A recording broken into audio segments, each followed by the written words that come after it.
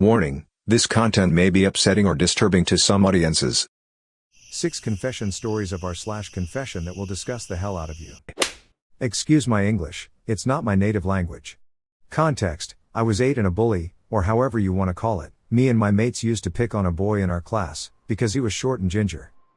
One day, we went to a school trip to a swimming pool. I was having fun with some friends when this boy, let's call him Tom, appeared. I approached him and started to mess around. I decided it could be a funny idea if I drowned him, like pull him underwater then take him out of the water several times. When I stopped with my joke he had really drowned, teachers tried CPR, didn't work.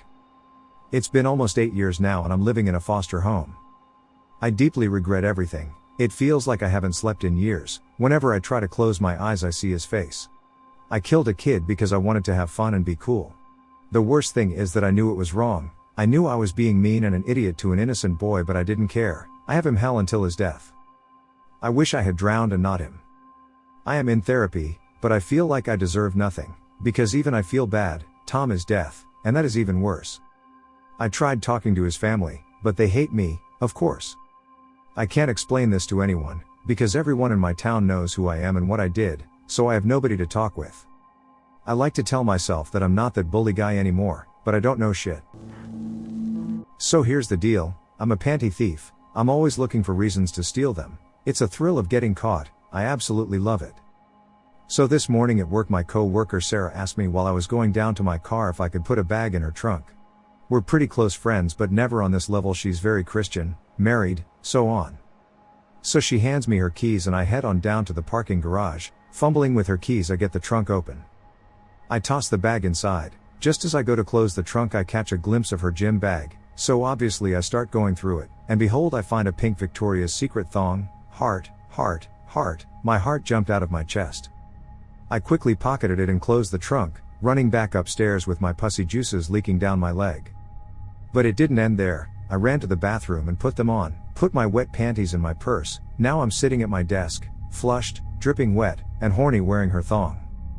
Has anyone else ever stolen anything? I want to hear your stories today. I don't know if I'm going to make it through my day. Hope to hear from you. Kissing face, kissing face. Update loving all your messages. Enough love any upvotes. I'll replace her thong with my pussy soaked panties. Heart, heart, heart. Second update, thanks for all the love. Today at work I wore her panties again, but today I wore a skirt. It's a shorter skirt so when I bend over it shows off my panties. She was sorting at her desk when I came in to talk to her. As I was walking out I dropped my book on purpose. I bent over in front of her hoping that she would see that they were her panties. I looked back and caught her glance. I gave her a quick smile and a wink and carried on out of her office. I'll keep this short and vague just in case, haha.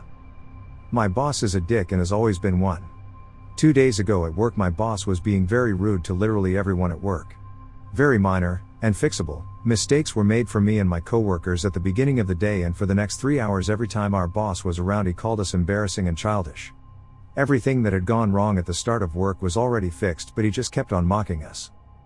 At my lunch break I heard my boss talk to one of my coworkers right outside the dining room about how everyone was stupid and how no one could do their job right. I was furious. Next thing I know, he comes in and puts his coffee at the table next to mine and walks out to get something. I was pissed at this point so I decided to open his thermos/vacuum flask, load the fattest chunk of spit I could in my mouth and slowly drop it in and close it as fast as I could. I was already finished eating my meal so I left the room immediately. A few minutes later I see him walking around the workplace with the coffee in his hand drinking it and it put a huge smile on my face. Fuck him. Back in grade 10, my class had to bake sweets for the upcoming school dance. I was working with a partner and I had the job of baking them while my partner had the job of decorating them. I really hated a group of people that I thought were gonna be at the dance so when I got a nosebleed, it gave me the opportunity to intentionally drip the blood into the muffin batter when no one was looking. When the muffins were done, they looked pretty normal and everything but I knew there was a hint of blood in all of them. I went to the dance, and unfortunately the people I hated didn't show up but instead other random students ate the muffins. I felt disgusted with what I did and especially disgusted when I overheard a couple people complain about how the muffins tasted funny. Very few were eaten so the word must have got out that they were gross.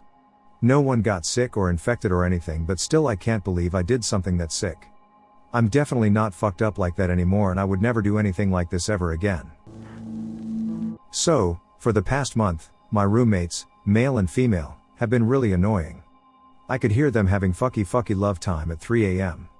Not only that they've been stealing my goddamn food. I don't mind them fucking, but they steal happy big dick pimps' food? No one's getting my goddamn Doritos. So, I did what any normal person does. I've been jerking off in their body wash. That body wash was never empty after I've been shooting my venom in it. So, a week passes by. They tell me that she's pregnant.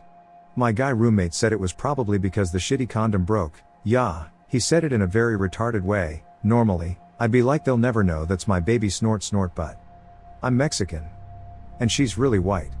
So, I gotta move out quickly and find a new place before they start scratching my PP really hard. What would you guys do? I need help. Should I tell them via email? I don't know. Help me. I've never, ever told anyone this, and have never even written it down. Warning for a wall of text. Sorry this is so long, I just have to get it out. The TLDR is basically the title. From late 1999 to early 2001, I pretended to be a man online and had several women that I communicated with daily through email, nearly all of whom wanted to have a relationship with me. I created an entire backstory for this fake man, and I got so the backstory was so consistent that it seemed real, even to me.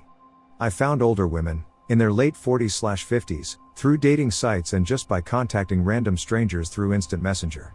I was never flirty with them, never sexual, nothing like that, but all of the women I emailed with were vulnerable in some way. A couple of them were unemployed and living with family, one of them was marginally employed but suffered from poor health, another was recently divorced, another was just looking for some sort of adventure in her life. I liked the attention. I liked always having emails waiting for me. I liked it that I was someone these people admired. It eased my loneliness. At the time, I was a 14-year-old high school student stuck in a new town in the middle of nowhere with no one to talk to. I didn't like people my own age and had no real interest in the stuff teenagers are normally into. Like I said, it was never romantic. I'm a straight female, and on the few occasions that a woman would make it clear that she wanted a romantic relationship with me, I ended it. I told them at the time that I was only looking for friends, and that I thought women made better pen pals. I gave them some bullshit about women being easier to talk to, open to new ideas, etc. But really all it was that I was afraid if I had a male pen pal, he'd eventually realize that he wasn't talking to another man. I would take stories from my own life or stories I had heard, spin them a little, and make them part of this man's background. I planned out what college he'd gone to during what years, what towns he had lived in, what jobs he'd had, what countries he had traveled in, what businesses he had owned. I made details about his childhood, even right down to what the wallpaper in his childhood bedroom had looked like.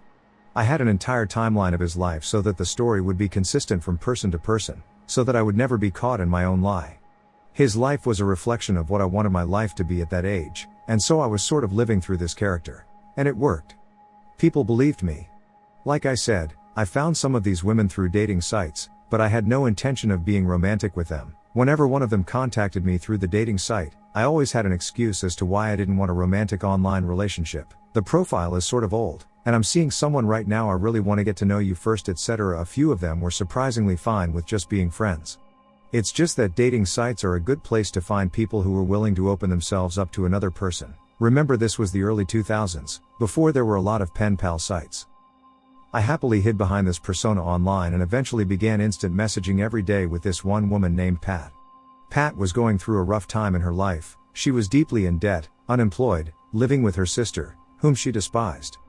There had been a domino effect of shitty happenstances that had occurred in her life over the course of a few years that had landed her in that position. Pat was in her early 50s, and I got so that I really enjoyed talking with her. She was smart and funny and open to talking about all the new ideas that were fermenting in my teenaged head, which I pretended were coming from a 50-something dude who was undergoing an emotional awakening after a lifetime of emotional suppression. She didn't have anything better to do, and I, being a now 15-year-old teenager on summer break in a town where I had no friends, didn't have anything better to do either. Pat lived in Minnesota, and I told her that I lived in southern Florida near the ocean. She loved hearing about what the ocean looked like that day. I knew how to access webcams of the ocean. She did not, so I would just tell her what the waves looked like. I even sent her some shells from a beach when I vacationed in FL late that summer so that the postal code stamp would be near where I had told her that I lived. I made up historical facts to tell her, which were completely false. I went through relationship dramas as this man that she advised me on. I told her of spiritual awakenings that I'd experienced. She told me things she said she'd never told anyone, etc. I found pictures online of a random nobody and sent those to her, claiming it was me. I found other pictures of a random house and sent those to her, claiming it was my home. We were good friends. It's just that I wasn't who she thought I was. Pat very nearly caught me a few times, because sometimes she wouldn't believe what I'd said and she would tell me she didn't know if I was real. I always managed to smooth it over somehow. However, she wanted to talk to me on the phone and worse, she wanted to meet me. In fact, by the end, she insisted on it. By that time, she had started working again and had some money. She also wanted out of her situation and to start over. I don't know why I did this, but eventually we got to talking about her coming to live with me at an entirely fake address in southern Florida. We planned it all out meticulously and had known each other for a year. I even told her that I had a friend who was a business owner and would give her a job. This was the only time I spoke to Pat on the phone, when I was pretending to be this friend with a business and I interviewed her for a job that didn't exist in a small business that didn't exist.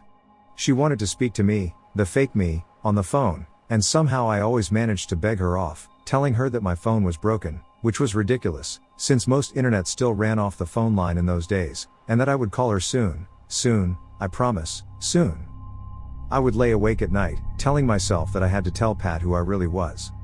This woman was about to uproot her entire life to be with someone who didn't exist. But I felt like I was in too deep and a big part of me really believed this lady would connect the dots and wouldn't really go through with it.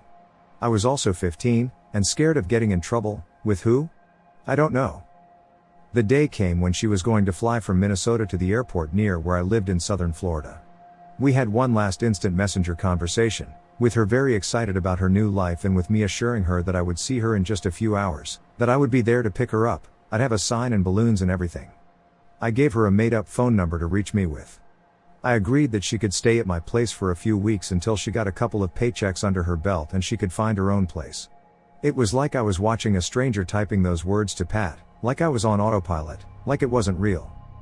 She had told me that she had never taken this big of a chance, but that for once in her life, she wanted adventure like the kind I, or rather, my fake persona, had had in his life. She was tired of being scared of life and wanted to embrace it. Those next several hours were torturous. I tried to act normal at home but it was impossible. Again, I really believed that she would wise up and call it off at the last minute. Unfortunately, she didn't. A day later, I get an absolutely irate email from Pat, demanding to know where I was. The phone number had connected her to a dry cleaner's. The business didn't exist, according to the yellow pages. 3 more emails came throughout the course of the next 36 hours. She was writing the email from a library and only had enough money to stay at a hotel another few nights, and then she didn't know what she was going to do since she didn't have enough money to get back home. She said she had never taken a leap of faith in her entire life, and that she had trusted me because she just needed one person in the world who she could trust and who believed she was a worthwhile human being after all of the shit that had happened to her in the past few years. She berated herself for being an idiot, for being misled, for going with her heart instead of her brain. It tore me up. Look, I realized that both she and I made mistakes, but it tore me the hell up to know that there was a lady out there somewhere, someone I considered a friend, despite everything, that was going through such turmoil, and that I had caused it. Her last email was one last attempt to get in touch with me, pleading to please answer her. She must have realized by that time that I wasn't real but was hoping I could somehow help her out anyway, but there was nothing I could do. I never answered. In fact, I shut down that entire email address and put that entire episode behind me. I don't know what happened to her. There were so many red flags she should have seen, the fact that I wouldn't speak to her on the phone being the biggest. I think she was desperately looking for something in her life, and however temporarily, I managed to give it to her. Maybe she just wanted to believe and so she ignored her rational mind. But you know that episode of The Simpsons where Bart writes fake love letters to Mrs. Crabapple, who believes they are from a real guy? And how torn up Bart is when he realizes how upset and humiliated Mrs. K will be when she realizes she's been duped. That's how I felt. I let the whole thing go too far, and I must have really hurt and humiliated someone. I feel terrible about that. It wasn't right, I shouldn't have done it, no excuses, period. Every time this memory pops into my head, I get that cold feeling of shame all throughout my body. I don't even totally know why I did all this. Pat, wherever you are, I am sorry. TLDR, I pretended to be a guy online and a woman moved halfway across the country to be with someone that didn't exist because I was too scared to tell the truth. Thanks for listening to Radio TTS. Hit the subscribe button and activate the notification bell for more videos. Click the right box for the Radio TTS playlist and let us know what the next video should be about.